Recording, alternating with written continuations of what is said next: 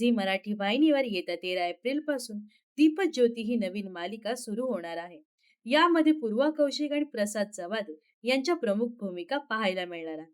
दीपज्योती ही मालिका रात्री 8 वाजताच्या प्राईम स्लॉटला प्रसारित केली जाणार आहे. सध्या 8 वाजताच्या स्लॉटला हर्षदा खानविलकर यांची प्रमुख भूमिका असलेली लक्ष्मी निवास ही मालिका ऑन एअर होत आहे. गेल्या वर्षभरात लक्ष्मी निवास या मालिकेला गेल्या वर्षभरात लक्ष्मी निवास या मालिकेला प्रेक्षकांचा चांगला प्रतिसाद मिळत आहे. त्यामुळे आता या नवीन मालिकेसाठी लक्ष्मी निवास या मालिकेचं काय होणार असा प्रश्न चाहत्यांना पडला आहे. तसेच चाहते कमेंट्समध्ये लक्ष्मी निवास मालिका संपू नका अशी विनंती करताना दिसत आहे.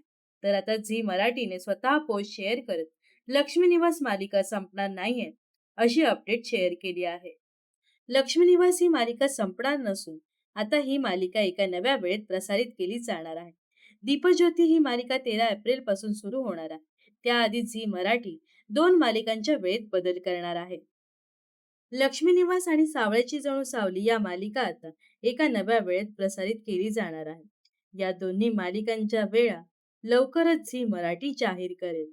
तर झी मराठीवर हा होणारा बदल पाहून तुम्हाला काय वाटतं हे नक्कीच कमेंट्स करून सांगा. व अशाच मनोरंजन विश्वातील ताज्या घडामोडी जाणून घेण्यासाठी नक्कीच आपल्या चॅनलला सबस्क्राईब आणि फॉलो करायला विसरू नका.